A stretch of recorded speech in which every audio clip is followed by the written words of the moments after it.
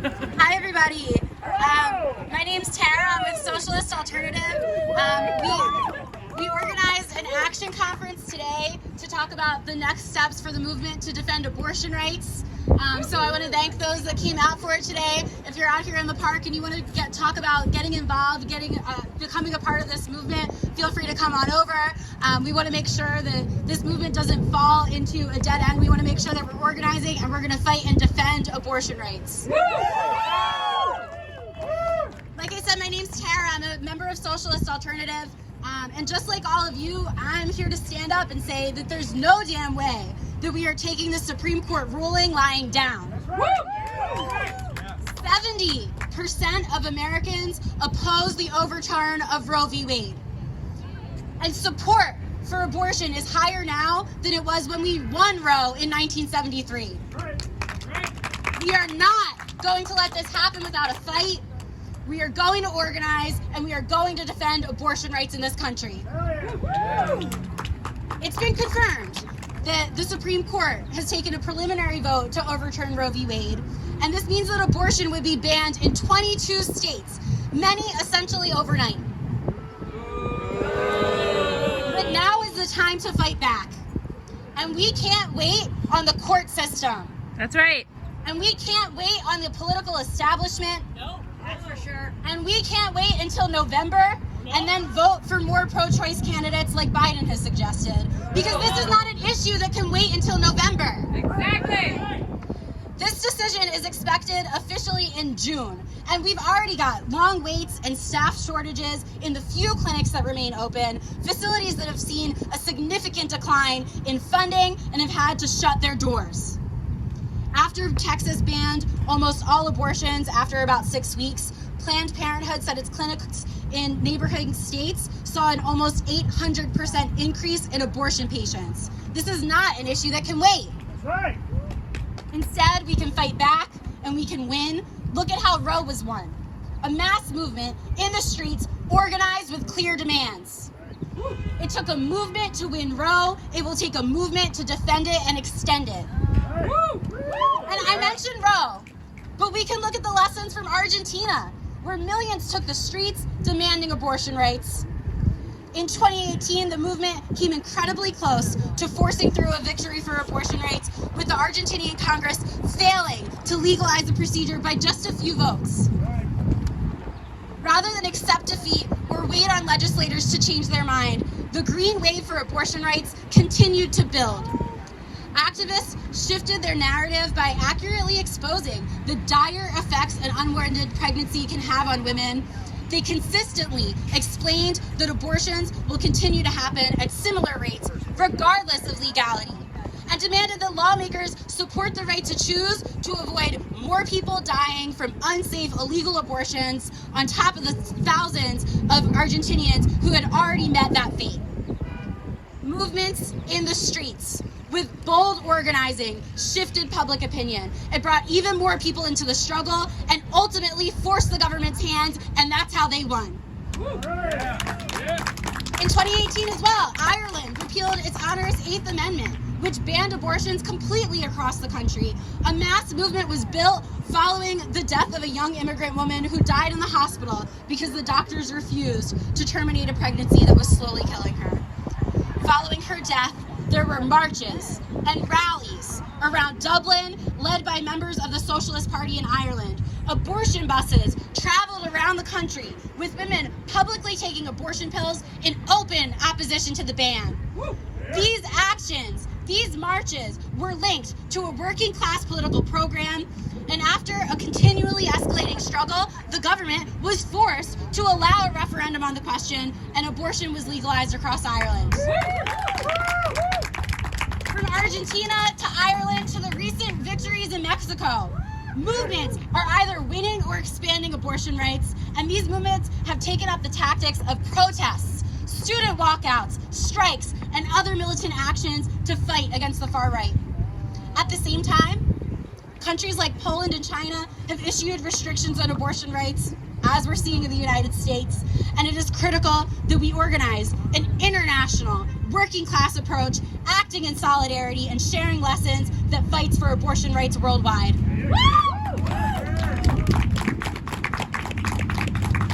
And besides that, without an organized grassroots mass movement that's clear on what we're fighting for, the Democrats are poised to maneuver and attach our real struggles in society to dead-end fundraising and campaigns that lead to no concrete change.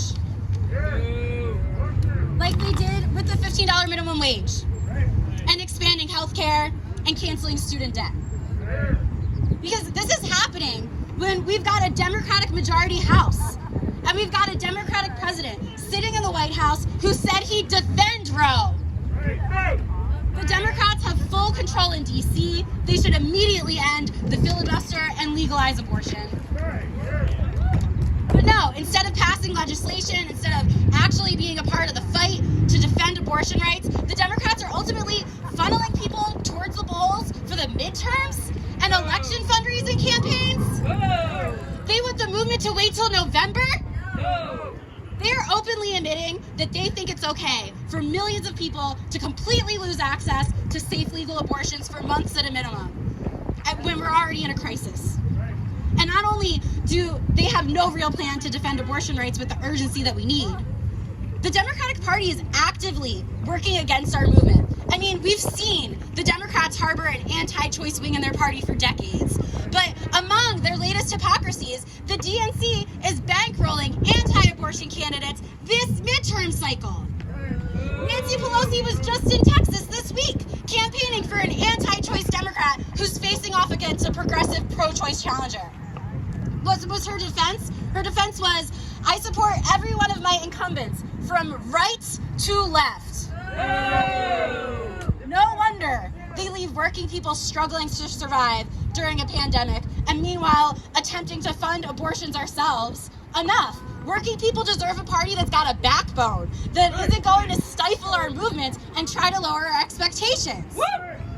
The Democrats don't come through on the promises they make during election season, but we also need a hell of a lot more than they've ever had to offer.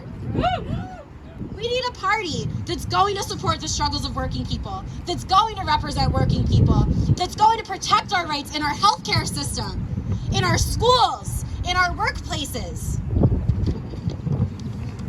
We need a party that's going to make the rich pay for not just safe and legal abortions, but for the crises of the system. Exactly.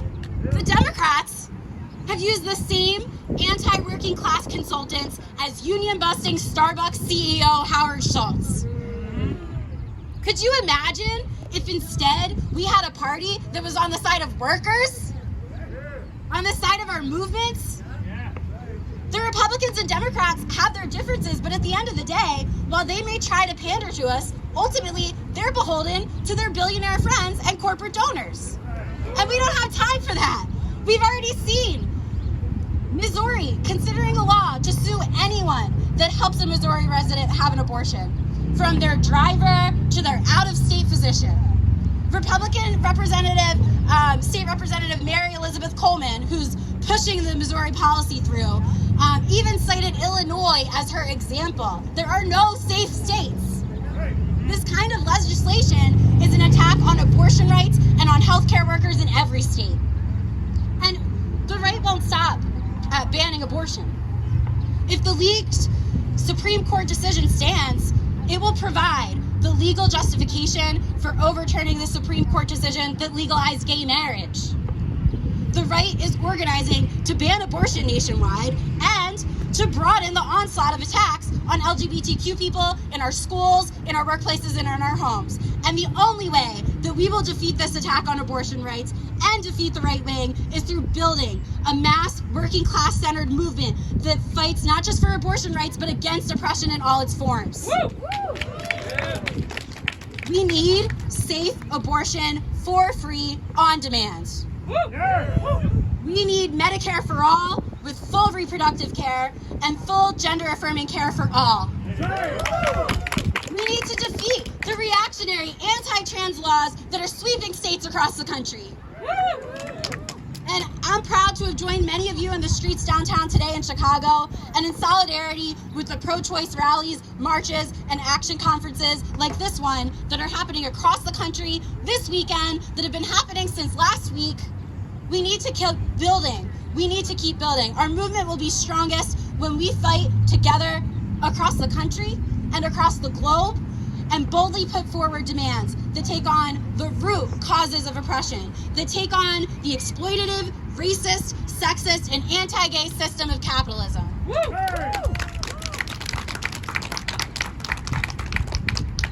We're 2 years into a pandemic, and people are struggling. If we are going to build a serious fight back against the right wing, we should look at places where we've been able to not just play defense, but go on the offensive and win games on the left. Because we know the right wing is on the offense, right? For every battle working people win, we can be sure that the right wing and the political establishment will be right there, trying to get us caught up in undemocratic legal battles, threatening our movement, dropping piles of money into attempting to stop working people from winning our modest demands, let alone a shift away from the system of capitalism. But are we going to let the right wing win? No! That's right, and we don't have to. No. Look at Seattle, where the right wing and billionaire class sought to destroy the position of Kshama Sawant. Kshama ran for Seattle City Council as a Socialist Alternative candidate. She won on a campaign committed to building the movement for a $15 minimum wage, and that movement won the first $15 minimum wage in a major city in the country. The right wing and the billionaire class hated that. And they hate that with our city council seat and a movement-based class struggle approach, we've built not just a defense against gentrification, but went on and won millions of dollars for affordable housing by taxing mega-rich corporations like Amazon and Starbucks. Right now, we're organizing with Amazon and Starbucks workers across the country in their fight for a union and a strong contract, and you can bet they hate that too. So not only have we seen in Seattle luxury housing developers and mega corporations and just flat out open racists pour millions into an attempt to buy the local elections in Seattle and unseat the socialists in City Hall, they poured money into a racist right-wing recall campaign to undemocratically unseat her during her term, and even maneuvered to set up what they hoped to be a low turnout special election during the holiday season. Not a single city council member in Seattle said a thing during the recall campaign, but our movement said hell no.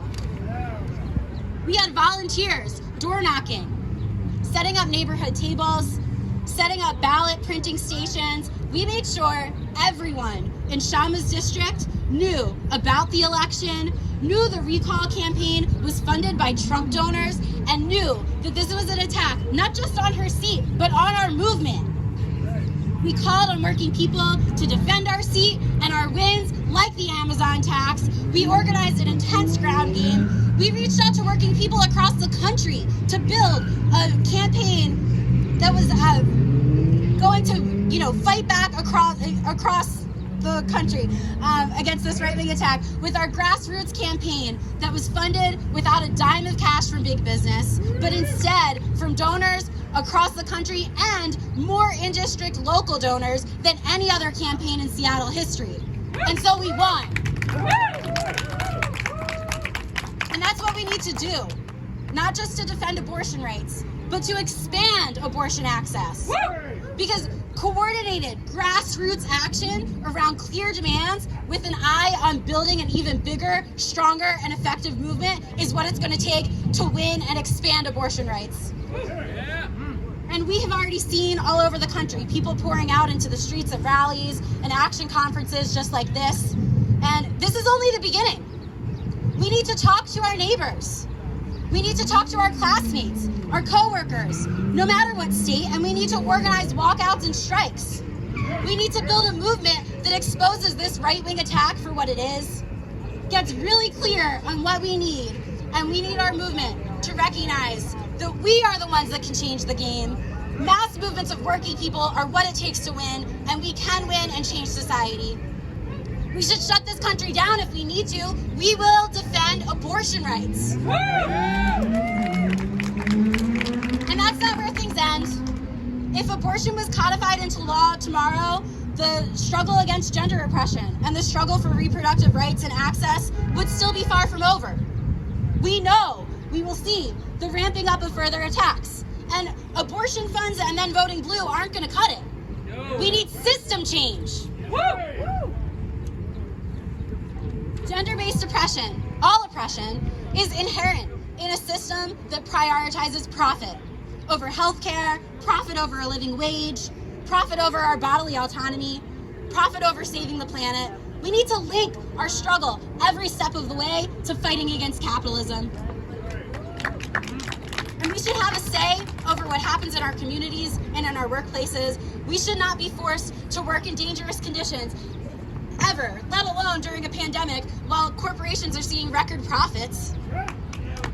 I'm a socialist because I know we deserve dignity in our lives. I know we deserve better than the crumbs the elite make us fight for. And like Amazon Labor Union President Chris Small says, it's the people that are the ones that make these corporations go, not the other way around. We are the ones that can change the world.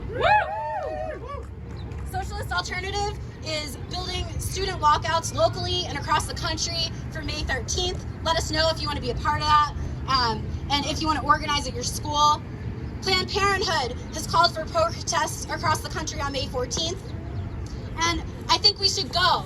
I think we should be there, and I think we should make clear that the message that's being thrown out there by the Democrats and some of the liberal organizations that we're somehow willing to wait until November is not the narrative. That is not where we stand.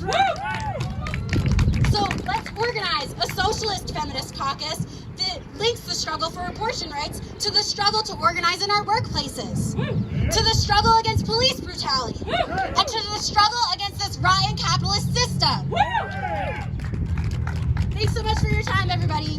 I look forward to getting a chance to chat, and we're going to have discussion groups in a minute here. I also welcome you to consider getting involved, not just with organizing to defend abortion rights, but also with the other efforts that Socialist Alternative is a part of. We're a part of an international organization that's fighting for gains for working people, not only when movements emerge, but consistently in our schools, our workplaces, and our communities around the world. If you're interested in being a part of that, or if you just want to donate, you just want to check out some of our newspapers, our journals, our buttons, I welcome you to come check out our table over here, and let us know if you'd like to get more involved. Thanks so much for your time. I'm going to pass it over to Dustin in a minute here, but I'd like to end my time here with the chant. Ho, ho, hey, hey, abortion rights are here to stay. Ho, ho, hey, hey, abortion rights are here to stay. Oh, ho, hey, hey, abortion rights are here to stay. Solidarity. Thank you very much, Tara. And thank you, everyone, for coming out on this beautiful day. My name's Dustin, and I'm a member of Socialist Alternative. How many of you marched in the BLM uprising of 2020? Had the bridges raised on you while demanding justice for George Floyd? How about when Trump got into office? Anyone out at the women's marches? 2017, 2018? Last year? Yeah, me too. And what's changed since then?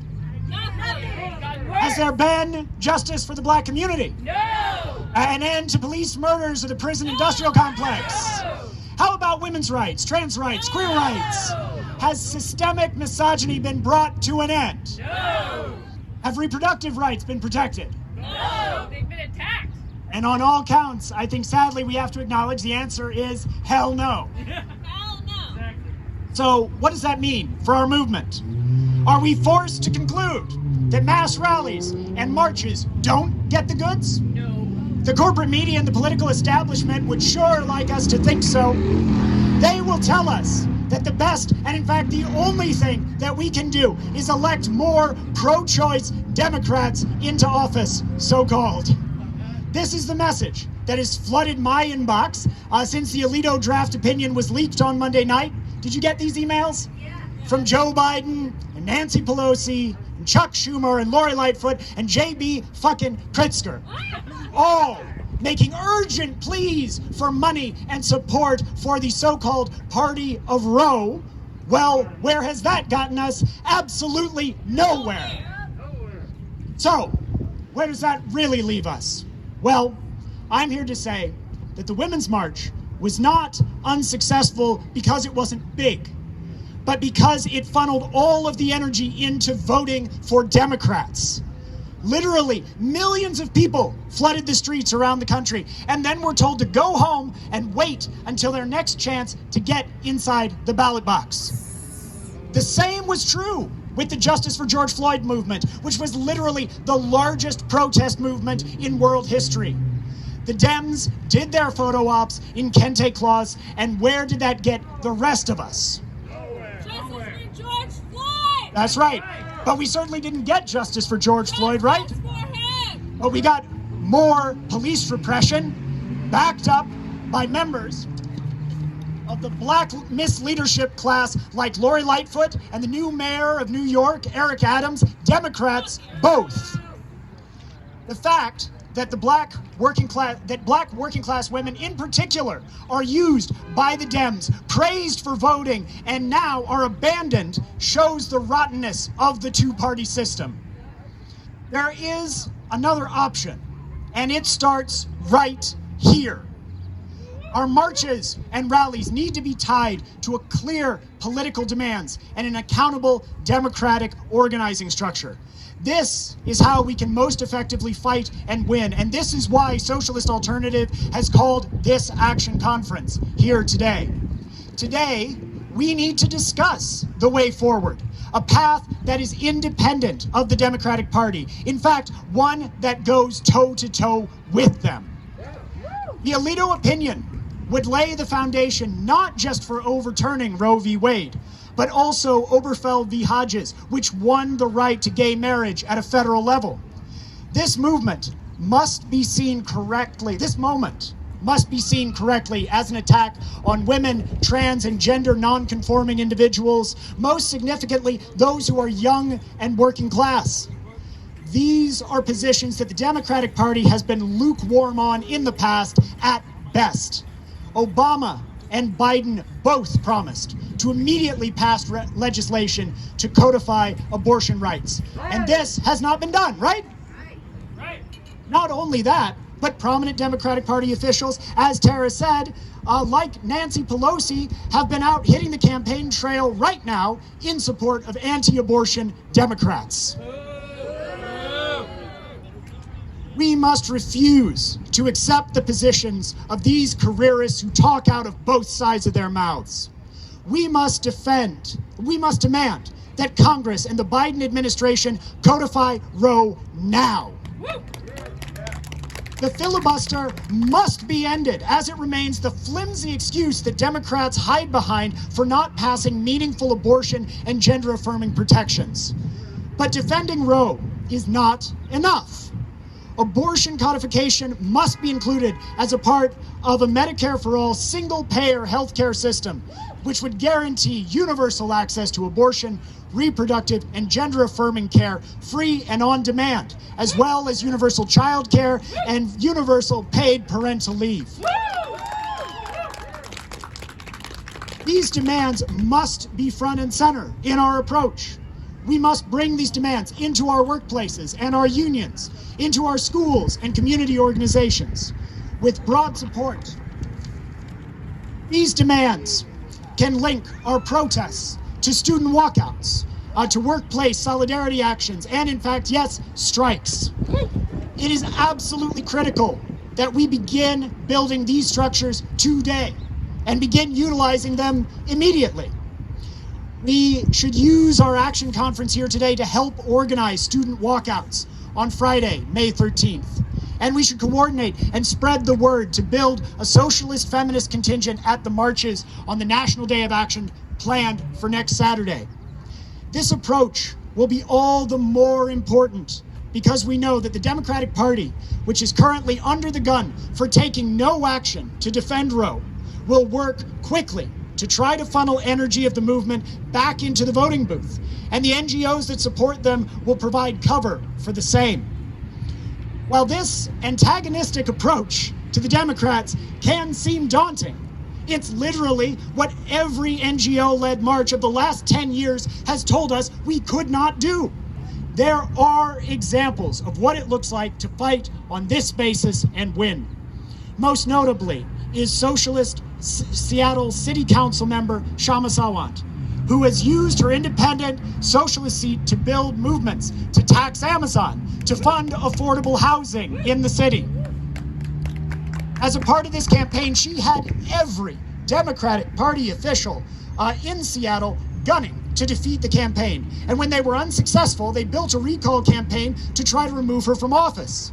In both instances, it was an organized, movement-building approach with a clear political program and democratic structures that allowed Amazon to be taxed to the tune of $200 million every single year. But it was also that approach that successfully defended Sharma against the racist right-wing recall attempt against her.